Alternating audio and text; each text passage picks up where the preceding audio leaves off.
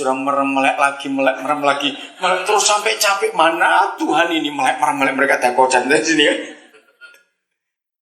Saudara, percuma kita nggak akan jumpa Tuhan kalau hati ini nggak beres dulu. Walaupun kita punya waktu berjam-jam sehari. Jadi ini pemisahnya. Lagi sekali, saya nggak benci, tapi saya nggak mau ketemu. Awas nih. Berarti kita belum beres. Siap mengampuni? Loh, kalau enggak ke neraka loh. Saya tunjukkan ayatnya. 1 Yohanes 3:15. Ayo. Yang langganan benci itu bertobat. Lebih enak langganan bakso daripada langganan benci. 1 Yohanes 3:15. Oh, hebat Bapak kita di surga. Hukum dunia, seorang pembunuh itu ada kelas-kelasnya. Pembunuh berencana, betul enggak? Dan tidak sengaja atau apa. Menghilangkan nyawa orang itu membunuh. Tapi Papa kita hukumnya beda. Sudah ketemu? Baca. Barang siapa? Ayo baca, jangan pura-pura buta huruf. Ayo baca apa? Barang siapa? Ayo kita surat bunyi pas ini tanya kok diam. Barang siapa bagaimana? Yang membenci, yang punya kitab tuh jawab itu loh. Yang membenci saudaranya, dia sebagai apa? Seorang pembunuh manusia. Dan apa akibatnya bagi seorang pembunuh manusia? Dan kamu tahu bahwa ya, yang kekal pada diri. Jadi kalau seorang pembunuh manusia itu kriterianya membenci saja, bukan menghilangkan nyawa orang. Dan tidak ada hidup yang kekal pada seorang pembunuh manusia. Berarti dia kemana? Nah, walaupun kita Kristen, pendeta sekalipun, aktivis sekalipun, kalau masih punya koleksi musuh, jangan kaget kalau nggak ke surga nanti. Loh kok di sini? Ini kita tahu hukum. Tetap jadi Kristen atau murtad? Coba jawab. Mau tetap jadi Kristen atau murtad?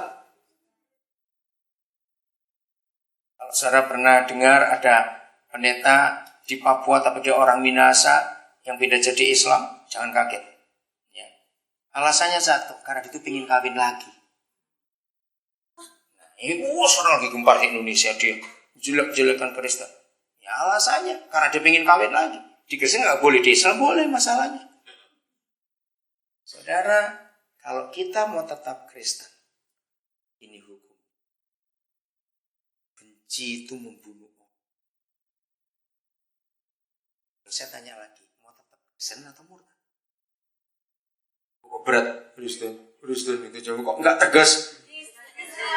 Ya, berarti nggak boleh punya musuh. Awas. Mau ketemu orangnya? Ajak makan dia, bukan makan dia. Awas ya, beda. Karena kalau saudara nggak ngajak makan dia, berarti saudara makan dia. Awas. Sungguh. Tuhan Yesus membuat perdamaian seperti ngajak orang makan. Orang Farisi diajak makan, orang pendosa diajak makan, pemungut diajak makan. Dan itu. Jadi sebelum saudara bisa ngajak makan musuh saudara, saudara berarti masih makan orang.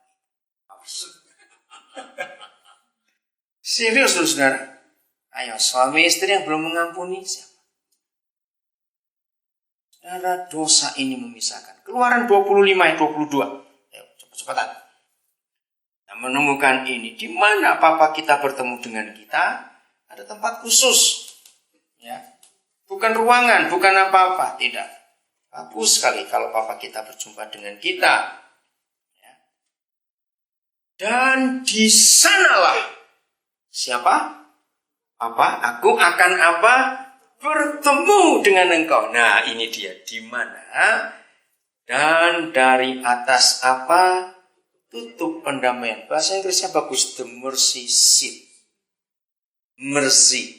Tahu kata mercy artinya apa? Pengampunan. Murah hati. Tidak dendam. Tutup pendamaian itu. Maka itu kalau kita nggak berdamai dengan saudara kita, maka kita nggak akan berjumpa Tuhan. Karena tempat dia bertemu cuma satu, tutup pendamaian. Harus berdamai. Tidak boleh.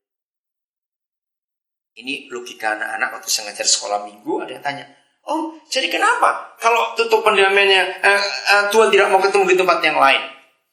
Saya bingung jawab apa anak kecil-kecil ini ya. Itu ngasih hikmat logika anak-anak. Tutup pendamaiannya kalau kita lihat zaman Musa kan dibuat dari kayu akasia yang dilapis emas. Nah, ini cara menerangkan pada anak-anak. Kalau tutup pendamaian itu retak, pecah, itu artinya kita punya musuh. Betul tidak? Kalau kita punya musuh, maka boleh ditutup pendamaian. Pecah dia. Nah, kalau petinya itu, papanya itu retak, Tuhan nggak berani turun, tahu terjepit, saya bilang begitu. Oh, anak-anak ngerti, betul juga kalau begitu. Nah, itu logika anak-anak, wah luar biasa. Jadi Tuhan, kita nggak akan jumpa Tuhan. Mau doa berapa jam betul. Sudah umi sampai jebeber, misalnya itu. Ngomong terus mulut lele sampai berbusa sudah. Nggak akan ketemu. Terakhir, betul-betul terakhir. Ibrani 12 ayat 14. Ayo kita baca bareng-bareng supaya kalau benar-benar bareng dosa-dosa bareng itu maksud saya. Ini Ibrani 12 ayat yang ke-14. Ya. Ayo semuanya yang nggak hafal kitab dompleng tetangganya. Jangan butuh huruf, boleh nggak baca. Ini penting firman ini sekarang. Kenapa ini terjadi dengan kita? 1, 2, 3. Berusahalah hidup damai dengan berapa orang? Semua orang. Dan kejarlah kekudusan. Sebab tanpa kekudusan tidak seorang pun akan melihat Tuhan. Nah, terjemahnya kurang tepat. Harusnya begini. Berusahalah hidup damai dengan semua orang. Dan kejarlah perdamaian. Ternyata kekudusan yang selama ini gereja hanya mengidentikan dengan perzinahan. Hari ini kita harus tambahin lagi. Ternyata kekudusan itu sangat menyatu dengan berdamai.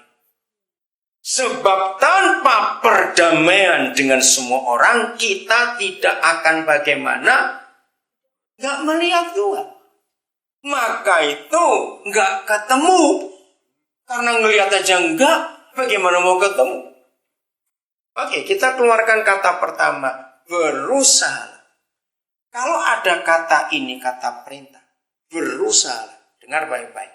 Itu tergantung kita atau tergantung Papa di surga? Ayo, jawab Papa goblok ya, jawab. Tergantung siapa? Kita. Bukan tergantung dia. Maka itu jangan doa gini, Tuhan, tolonglah saya supaya saya bisa mengampuni orang itu. Kalau saya Tuhan tak tempeleng orang itu.